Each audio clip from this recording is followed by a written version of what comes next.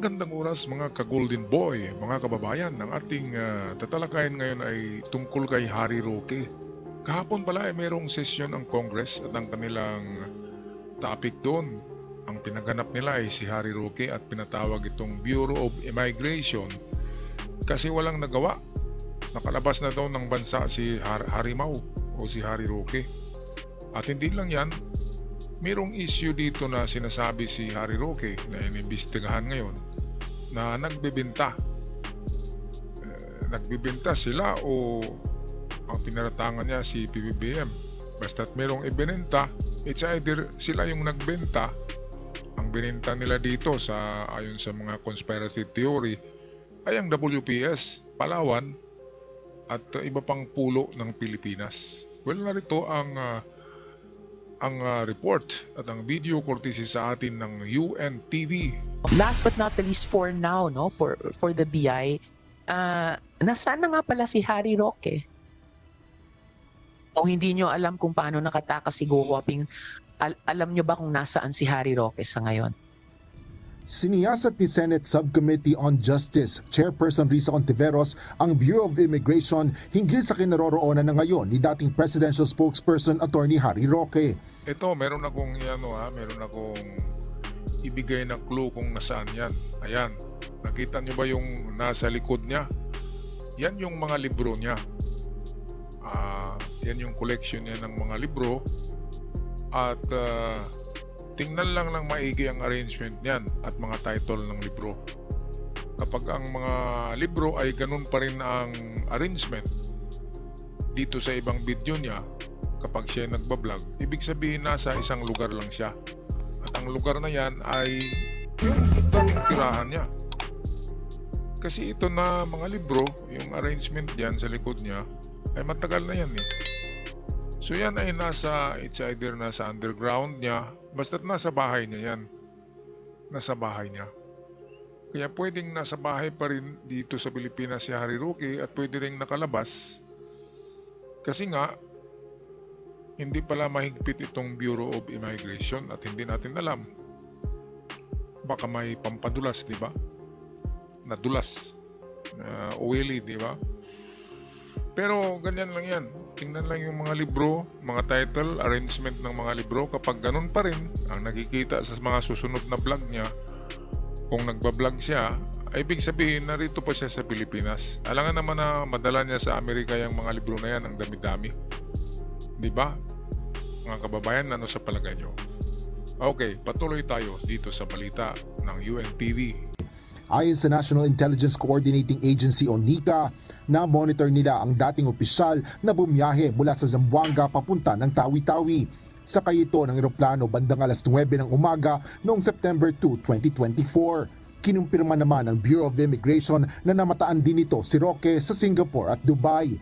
Posible anyang pareho lang ito sa ruta na ginamit ni Alice Guo sa pagtakas sa bansa.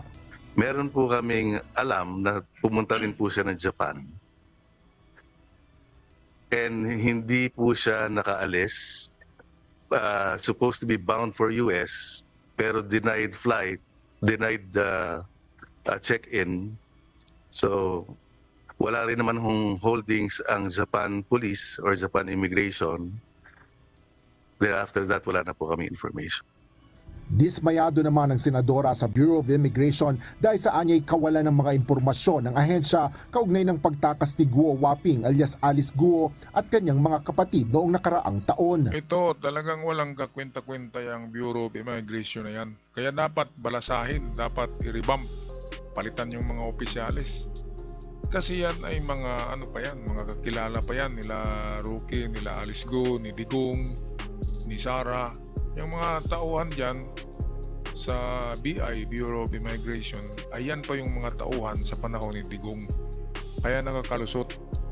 Ang nakakagulat ay ang nag-report pa ng whereabouts nitong si Alice Guo ay ang Indonesians ba yun? Indonesian authority na nandoon siya sa Indonesia.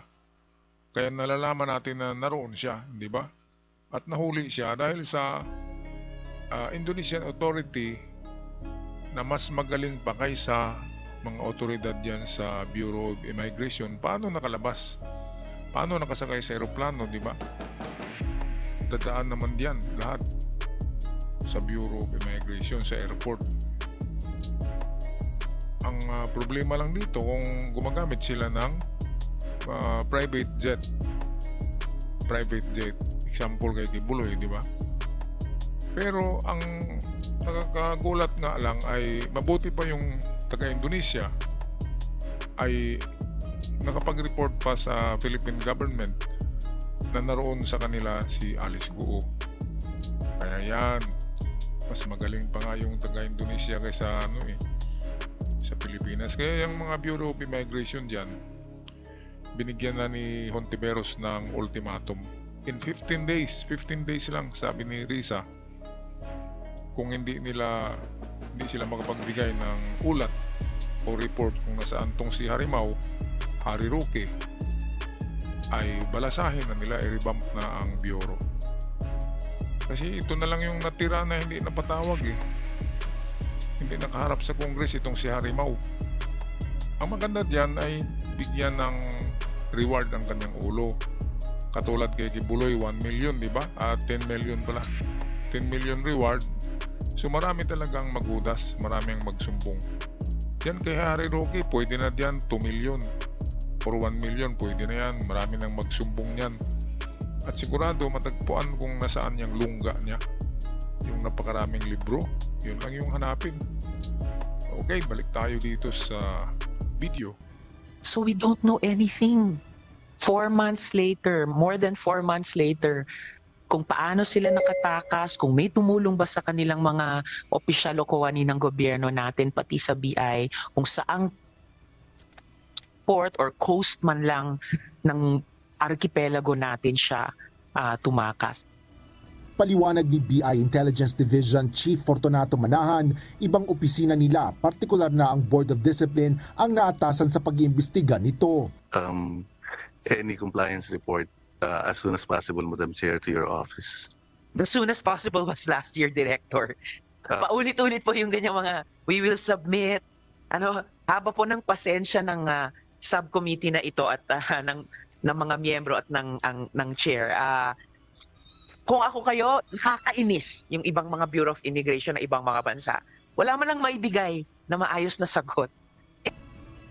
To Commissioner Viado of the Bureau of Immigration, with all due respect, please consider this an ultimatum. Ayan na. If no satisfactory answers on these matters are provided by the BI within 15 days,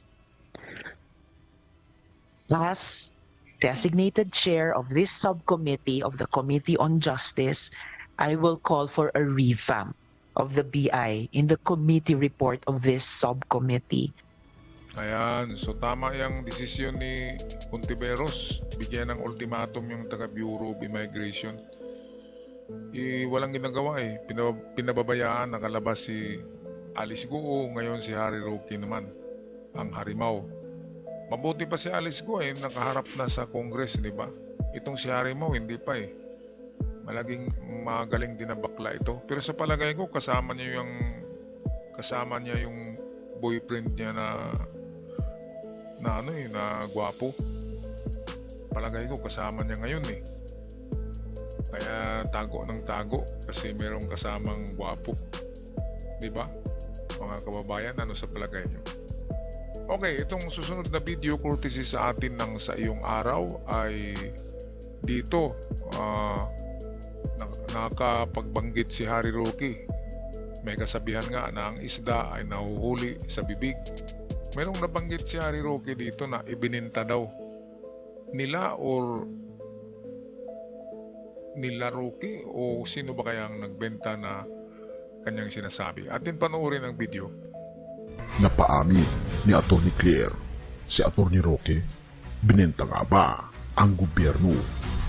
Halika, ating pag-usapan ang isang napakatinding palaisipan sa mga likod ng mga salita na talaga namang nakakagulat.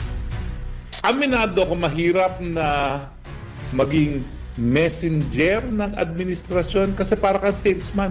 Na kahit gaano kang kagaling na salesman, kung hindi magandang produkto, mahihirapan kang ibenta. Ayan, diyan nahuli ang bibig niya eh. Kasi sabi niya, ibenta, mahirap ibenta ang kung ano man kapag hindi maganda. Di ba? Pero sa bandang huli ay binawi niya eh. Sinabi na congratulations kina Claire, Attorney Claire at iba pa.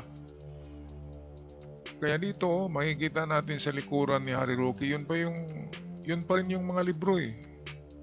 Ibig sabihin nasa Pilipinas pa siya. Nasa lungga pa niya kasi nasa underground to eh. Ito na studio niya ay nasa underground yata. At nandyan pa yung mga libro.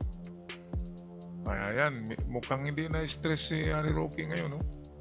Yung talaga, nung paghunting kay Kibuloy, pati si Harry Roque ay stress na stress, walang tulog.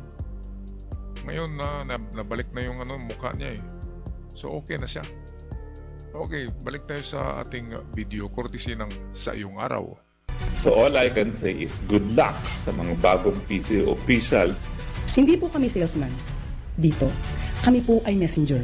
Hindi po kami nagbebenta ng Pangulo o ng gobyerno. And where, for God's sake, is Harry Roque? Bakit parang libre na lang siyang mag-post ng kung ano-ano sa social media na parang kinukutya pa ang administrasyon at mga otoridad natin while avoiding arrest for charges of human trafficking? Ito ang dali-dali lang naman hanapin ito. Kapag ganyan na nagbablog ka, gumagamit ka ng internet, madali kang tukuin kung nasaan ka kasi mayroon kang IP address. Ang IP address ay alam yan ng ng mga computer expert, lalo na dyan sa NBI, alam nila yan. Alam ng NBI ang IP address. Kaya pwedeng hanapin si Harimau, si Harry Roque, gamit ang IP address na ginagamit niya sa internet niya. Madali lang naman yun. Alam yun ng NBI. Kaya yun na lang sa mga nakarinig dyan na konektado kay Risa Ontiveros. Pakisabi na i-search lang yung IP address, ipa-search sa mga computer expert kung nasaan yung IP address ng internet ni Harry Roque. Ayan, at makikita yan, matagpuan yan. Ako sa palagay ko, merong basement talaga ito, merong underground, at doon siya nagbablog. Of course, para masaya siya, kasama niya yung kanyang pugi na boyfriend. Okay, so ito Castro to Roque, hindi kami nagbebenta ng Pangulo o gobyerno, kaya naibalik kay Roque ang sinabi. Baka nga sila Roque ang nagbenta. Kasi bakit mo sasabihin nagbenta? Bakit ganun na terminology? Hindi naman nagbebenta si PBBM, di ba? So ang nagbebenta ay si Digong. Yun naman ang alam ng lahat, na may bininta si Digong na mga isla diyan sa WPS. At hindi natin alam, baka yung gentleman's agreement nga ay pati Palawan at saka pati Davao City or buong Mindanao, kasi meron ng lupa yan si Digong sa China. Meron ng university. Ibig sabihin, meron na yung residence doon sa China na sa kanila na. Yan yung mga parang mga deal between China and Digong. Ay siyempre maniguro si Digong na kapag wala na siya sa Pilipinas ay meron siyang malipatan sa China. Okay, balik tayo sa video. Arrest for charges of human trafficking.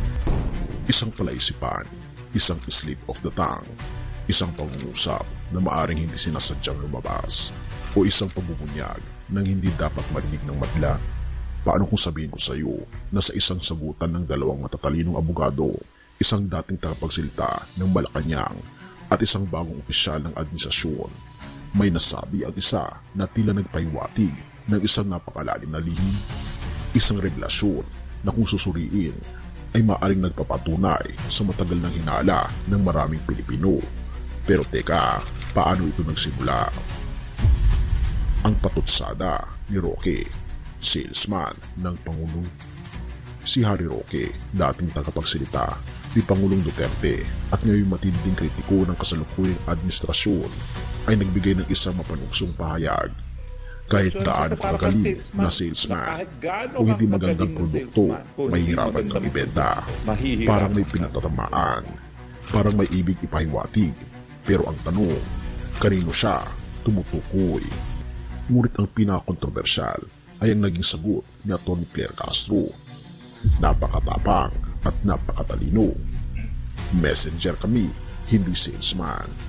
Sa isang matalim na tubo, sinabi ni Atty. Claire Castro na hindi sila salesman. Hindi po kami salesman dito. Kami po ay messenger. Hindi po kami nagbebenta ng Pangulo o ng gobyerno.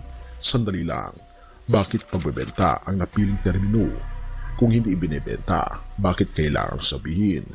Kung hindi kailanman naging usapan ang pagbebenta, bakit ito kailangang ipaliwanag? Ito ang nakatawag ng pansin sa maraming netizens. Parang isang hindi sinasadyang revelasyon. Parang isang paglilinaw sa isang bagay na hindi naman dapat maging issue.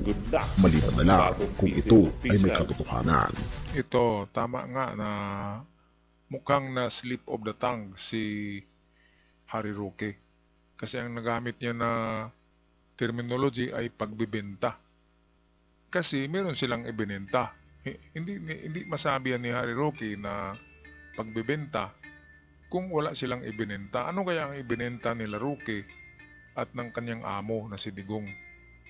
Kaya ang narinig natin ay mayroong deal with China. Ano kaya yung deal? Bakit sinabi na probinsya ng China ang Palawan? So mayroong deal about Palawan. Diba? Baka totoo itong mga umiikot ngayon sa social media, sa TikTok, na mga video galing ng China na nagsasabi na Palawan sa kanila, and the next to Palawan na angkinin nila ay Mindanao. At baka sa susunod na linggo ay Visayas na naman. At pagkatapos ng isang buwan ay Luzon na naman. So ibig sabihin lahat na ng Pilipinas. Okay, so saan na lang ba tayo titira mga kababayan? Sa hangin na lang ba? Papayag ba kayo na titira na lang tayo sa hangin? Lutang-lutang na lang tayo? O magiging tayo parang pirata sa karagatan na lang? O maging badyaw? Papayag ba kayo? Badyaw na lang tayo? Di sila lapu-lapong nagipaglaban sa Spanish gamit lang ang mga itak. Ang Spanish ay mayroon ng baril ng dala. Mayroon ng kanyon. Pero nagawa pa rin ni Lapu-Lapu na talunin nito gamit lang mga itak. Kaya ganun din mangyayari sa China.